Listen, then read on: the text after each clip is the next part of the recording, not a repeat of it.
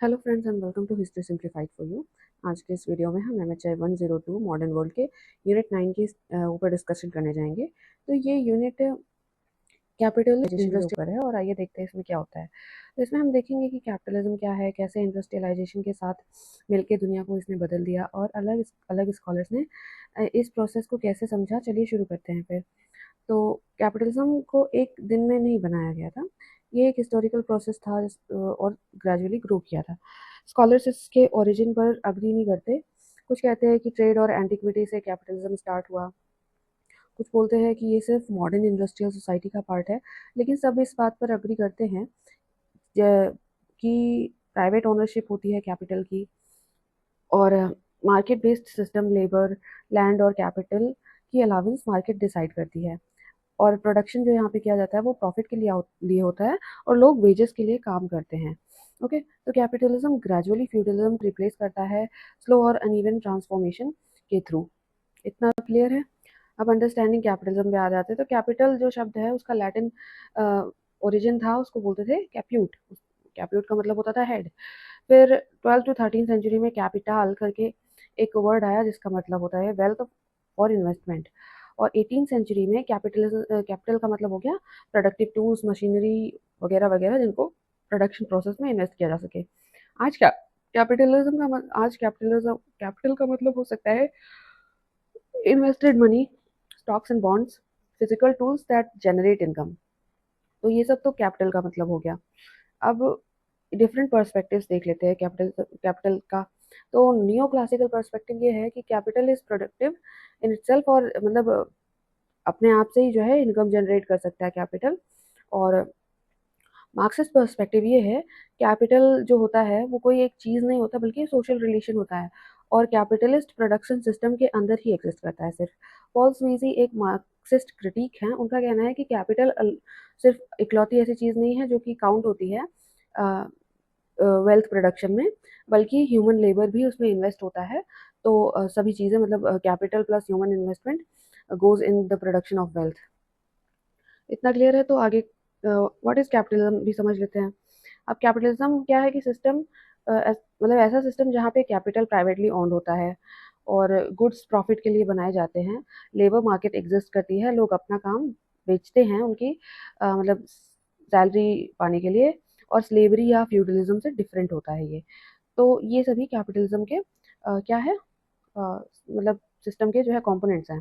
अब Karl Marx जो थे उन्होंने सबसे पहली बार कैपिटलिज्म को एक इकोनॉमिक, कल्चरल और पॉलिटिकल सिस्टम के रूप में एनालाइज किया और उन्होंने कहा कि यहाँ पे प्रोडक्शन फॉर सेल होती है, not production for use. Veg labour होता है, एग्जिस्ट करता है यहाँ पे, मनी ट्रांजैक्शन एग्जिस्ट करता है और बार्टर सिस्टम नहीं होता है। कंट्रोल ऑफ प्रोडक्शन किनके हाथों में होता है? कैपिटलिस्ट जो ओनर होते हैं या फिर उनके मैनेजर या उनके एम्प्लॉयज़ के हाथों में होता है। They dictate how to produce, what to produce and how to sell. Finance and investment में भी कैपिटलिस्ट जो है पैसे बोरो करते हैं, उसको इन्वेस्ट करते हैं, उसके जरिए प्रॉफिट जनरेट करके जो है वो उधार पे करते हैं, फिर से बोरो करते हैं, राइट, और ज़्यादा इन्वेस्ट करते हैं। तो ये एक साइकिल होता है। फिर कंपटीशन एंड इनोवेशन भी होता है, जहाँ पे कभी कभार मोनोपोली भी डेवलप हो जाती है।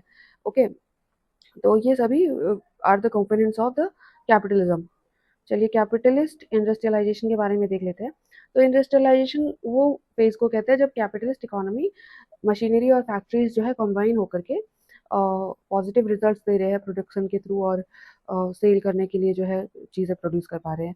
ये पहली बार हुआ जब इकोनॉमिक ग्रोथ और रेगुलर, मतलब इकोनॉमिक ग्रोथ उतनी हुई कि रेगुलर थी और मीजरेबल थी, तब उसको समय को बोला गया कि कैपिटलिज्म आ चुका है। टेक्नोलॉजी ने सेंट्रल रोल प्ले किया इस पूरे प्रोसेस में। तो कैपिटलिज्म एक रिस्क टेकिंग को ना एनकरेज करता है।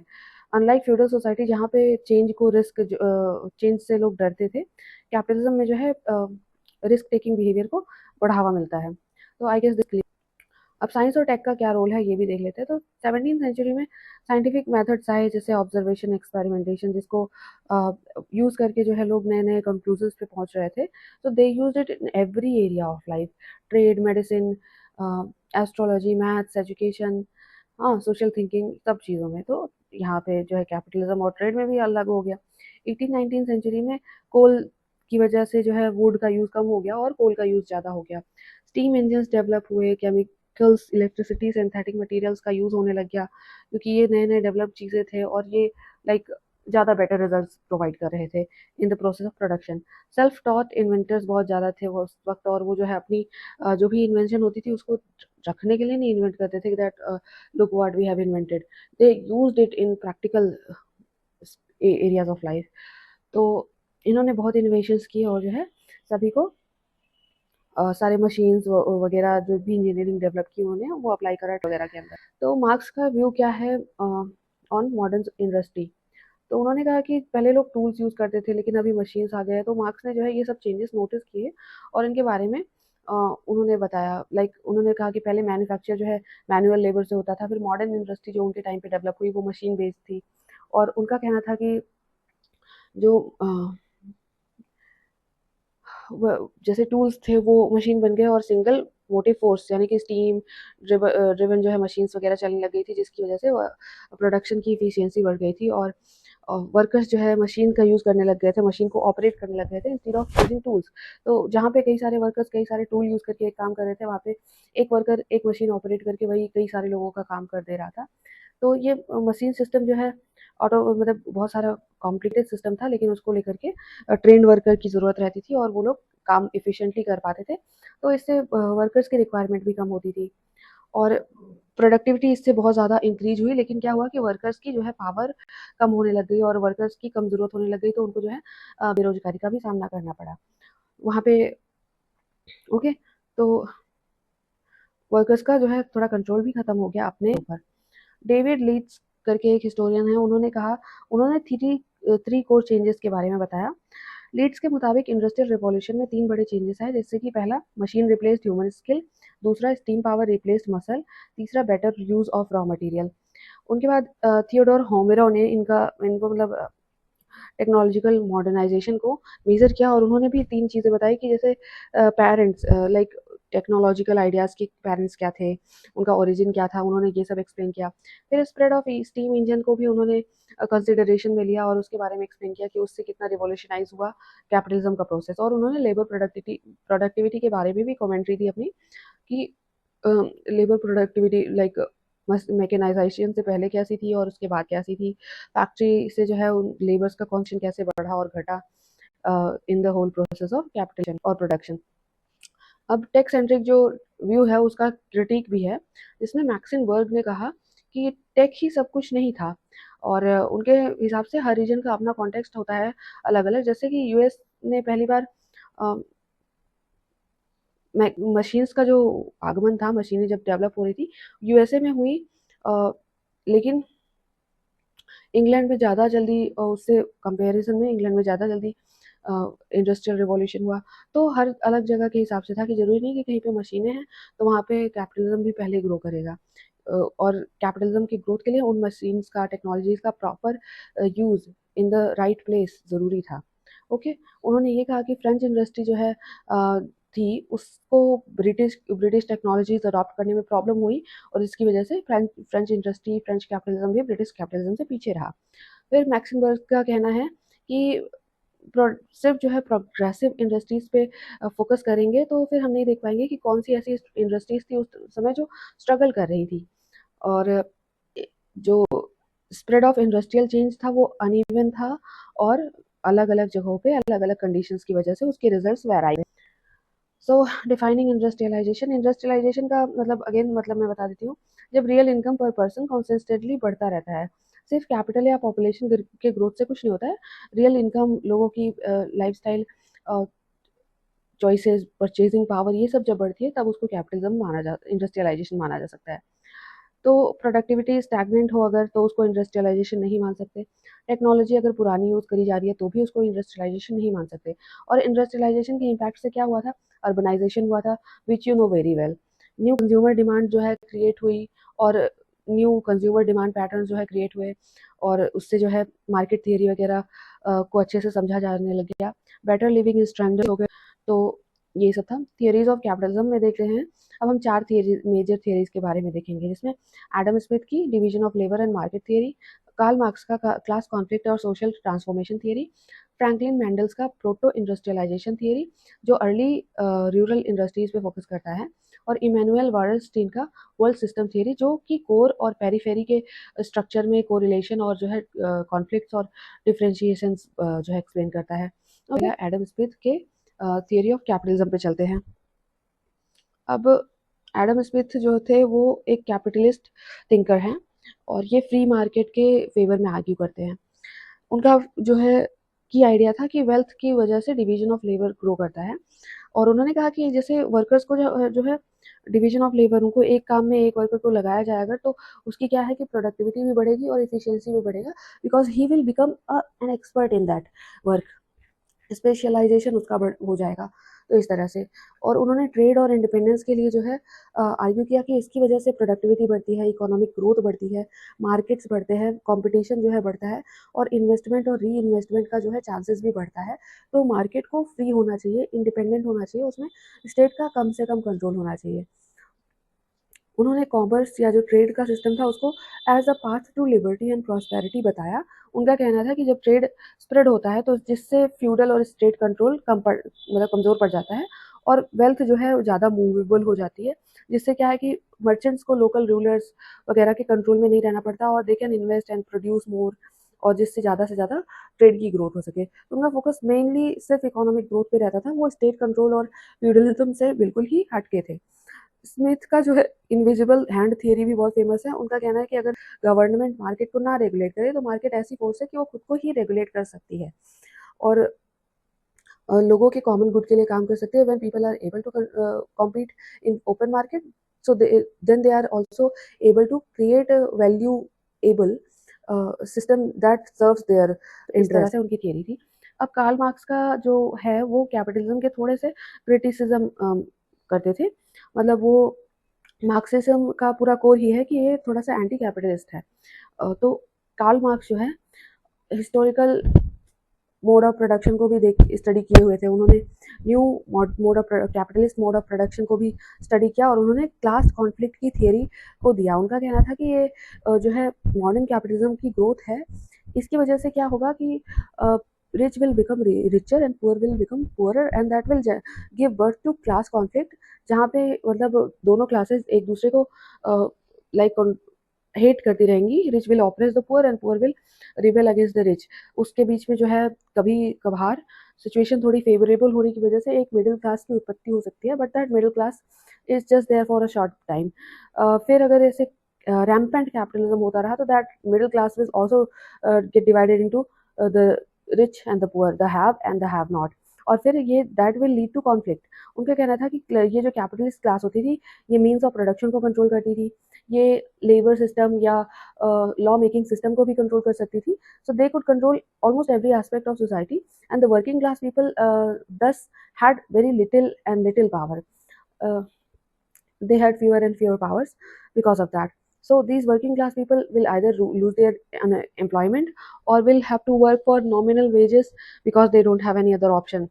These working class people, he again said, will lose their lands and other resources and control over their resources because capitalist class will take over that. तो कुछ हद तक इनका कहना सही भी है, and it's very relatable in the present context और इन हिस्टोरिकल कैपिटलिस्ट कॉन्टेक्स्ट ऑल्सो। तो मार्क्स का जो है उन्होंने जो क्लास कॉन्फ्लिक्ट की थियरी दी वो एक बात हो गई। दूसरी उनकी बात हो गई प्रिमिटिव एक्यूमुलेशन की।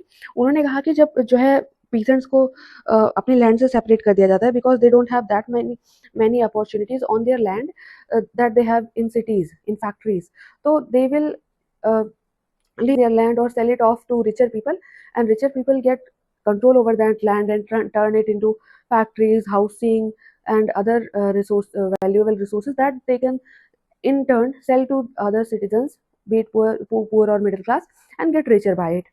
तो बेसिकली उन्होंने कंट्रोल ओवर रिसोर्सेज को भी अच्छे से एक्सप्लेन किया। और मार्क्स ने स्मिथ से हट करके, स्मिथ का कोई फोकस सोसाइटल वायलेंस और कोअर्जन और इनइक्वालिटी पे नहीं था, लेकिन मार्क्स का जो है full focus violence, coercion, inequality, exploitation और ये सभी चीज़ों पे था कैपिटलिस्ट डेवलपमेंट के पीछे वो इन सब एस्पेक्ट्स को भी देख सकते थे और उन्होंने ये सभी भी अपनी थियरी में।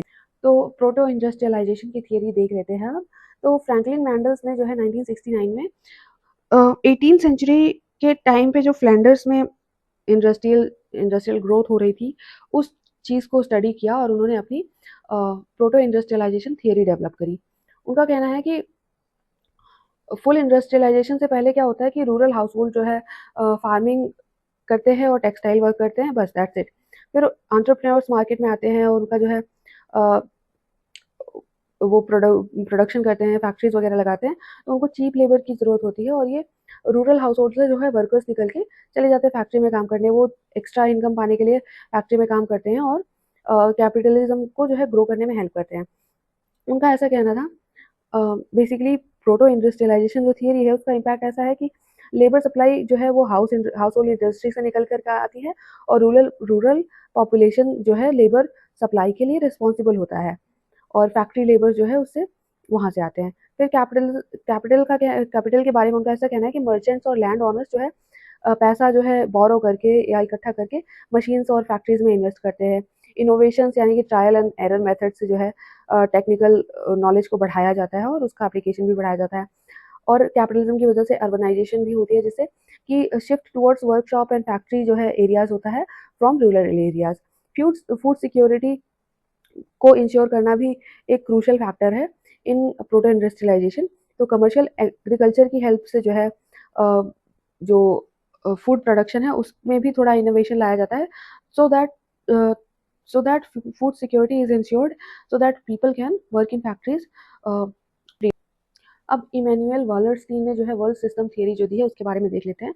तो उन्होंने कैपिटलिज्म को ना एक ग्लोबल सिस्टम बताया, ना कि limited to only one nation और one area of the world.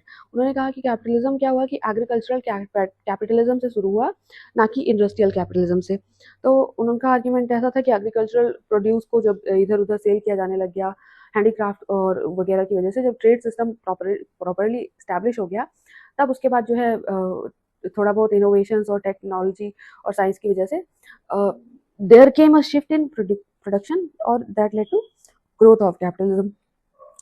तो कैपिटलिज्म के लेटर स्टेजेस में उन्होंने ग्लोबल एक्सपेंशन बताया है, मार्केट्स का इंडस्ट्रियल डोमिनेशन किया कैसे किया गया इंग्लैंड के द्वारा, और डाइवर्स लेबर सिस्टम जैसे कि वेजेस, सैलरीज, शेयर क्रॉपिंग, ये सभी का यूज़ किया जाने लग गया। वॉलरस्टीन ने unequal exchange between core and periphery के बारे में बताया। बेसिकली उन्होंने जो है पूरी दुनिया को 3 जोन्स में डिवाइड कर दिया, कोर, सेमी पेरीफेरी और पेरीफेरी। उनका कहना है कि कोर एरियाज वो थे जो इंडस्ट्रियलाइज्ड थे, वेल्दी थे, जैसे कि north western England. Semi periphery area में वो आते हैं जो पार्शियली इंडस्ट्रियलाइज्ड थे और पार्शियली एग्रेरियन थे और पार्शियली फ्यूडल थे, जैसे कि स्पेन और इटली। फिर पेरीफेरी एरियाज में वो एरियाज आते हैं जो कि सिर्फ रॉ मटेरियल प्रोड्यूस करते हैं और प्रोवाइड करते हैं, वहाँ से कोर्स लेबर लिया जाता है, जैसे कि ईस्टर्न यूरोपियन कंट्रीज या फिर कॉलोनीज। यहाँ से क्या होता था कि रॉ मटेरियल उठाया जाता था, स्लेव्स कैप्चर करके स्लेव उनका यूज जो है लेबर के लिए किया जाता था। तो that is what Wallerstein explained in his world system theory. World system theory के नाम से ही you can relate core periphery का रिलेशन वाला थीम। तो ये जो कैपिटलिज्म थीम था पूरा इंडस्ट्रियलाइजेशन का, तो that these are 6 factors that are responsible for Britain's growth. अब देख लेते हैं कि फ्रांस में क्यों नहीं हो पाया इंडस्ट्रियलाइजेशन। तो वहाँ पे लैंड ओनरशिप पैटर्न जो है थोड़ा सा फॉल्टेड था। पीजेंट्स जो है अपना लैंड खुद ओन करते थे और इंडस्ट्रियल वेज लेबर को जो है उतना तवज्जो नहीं देते थे। They were not interested in it, they produced for consumption and little bit for sale. Large rural labour supply नहीं सरप्लस नहीं था ब्रिटेन की तरह। वहाँ पे सभी लोग ज़्यादातर एग्रीकल्चर में ही इन्वेस्टेड थे या फिर production over their own land. दूसरा फैक्टर है आर्टिजनल ट्रेडिशन वहाँ पे ज़्यादा स्ट्रॉन्ग था। क्राफ्ट और स्किल बेस्ड जो इंडस्ट्रीज थी वहाँ पे ज़्यादा लोगों का फोकस था और लेबर भी वहाँ के लिए ज़्यादा अट्रैक्टेड थी। They were not interested in factories. Third है पॉलिटिकल इंस्टेबिलिटी थी। French revolution, the scene that led to French revolution basically. फिर उसके बाद नेपोलियनिक वॉर्स, रेस्टोरेशन कॉन्फ्लिक्ट वगैरह, ये सभी फ्रांस में होते रहते थे। और वहाँ पे बैंकिंग सिस्टम भी वीक था। तो बैंकिंग ब्रिटेन की तरह वेल डिफाइंड बैंकिंग सेक्टर नहीं था और लाइक कैपिटल भी इतनी ज़्यादा इजीली अवेलेबल नहीं था वहाँ के प्रोड्यूसर्स और लोगों के लिए। ट्रांसपोर्ट रिवॉल्यूशन जो है देर से हुआ। ब्रिटेन के कंपैरिजन में वहाँ पे रेलवे और कैनाल का डेवलपमेंट देर से हुआ। कल्चरल एटीट्यूड भी जो है फ्रेंच बिजनेस फैमिलीज इवन वो लैंड और गवर्नमेंट सर्विस को जो है ज़्यादा प्रेफर करती थी और रिस्की इंडस्ट्रियल इन्वेस्टमेंट इतना करना नहीं चाहती थी। तो ये हो गया फ्रांस। अब next we will see Germany. तो इन यहाँ पे क्यों हुआ जर्मन इंडस्ट्रियलाइजेशन लेट? तो पहली बात तो 1871 तक क्या था कि जर्मनी जो है एक यूनाइटेड नहीं था। वहाँ पे कई कई सारे बेसिकली प्रिंसेस या आर्क ड्यूक्स इनके अंडर में थे एरियाज के कंट्रोल। तो वहाँ पे यूनिफिकेशन ही नहीं हुआ था इतने टाइम तक। वो तो 1871 में ओट्टो वान बिस्मार्क के अंडर में यूनिफिकेशन हुआ, तब जाकर के थोड़ी पॉलिटिकल स्टेबिलिटी आई। और कॉमन मार्केट या सेंट्रलाइज्ड पॉलिसीज एग्जिस्ट ही नहीं कर रही थी इसकी वजह से। कॉलोनियल पावर इतने नहीं थे जर्मनी के पास। उनके पास एक्सटर्नल मार्केट या रॉ मटेरियल का जो है कोई इतना सोर्स नहीं था जितना ब्रिटेन और फ्रांस के पास था। इंफ्रास्ट्रक्चर डेवलपमेंट वहाँ पे जो है आफ्टर मिड 19 सेंचुरी वहाँ पे रेलवे और कनाल का डेवलपमेंट चालू हुआ। और एजुकेशन और ब्यूरोक्रेसी में भी लोगों का ज़्यादा फोकस सिविल सर्विस पे था, कॉमर्स पे जो है कम था। और साइंस और इंजीनियरिंग में ये लोग बहुत स्ट्रांग थे, लेकिन ये इंडस्ट्रीज में अप्लाई करने से हिचकिचाते थे। तो ऑटो वॉन बिस्मार्क के अंडर में जब यूनिफिकेशन हो पाया, उसके बाद साइंटिफिक नॉलेज को इंडस्ट्री में अप्लाई किया जाने लग गया। और जो है वहाँ पे मोनोपोलीज क्रिएट हो गई टेक्नोलॉजी के ऊपर। और स्टेट सपोर्टेड बैंक्स को भी जो है का भी ग्रोथ हुआ, लेकिन देरी से। तो यहाँ पे मैंने एक चार्ट बना करके लगा दिया है ब्रिटेन, फ्रांस, जर्मनी कंपेयर्ड करके।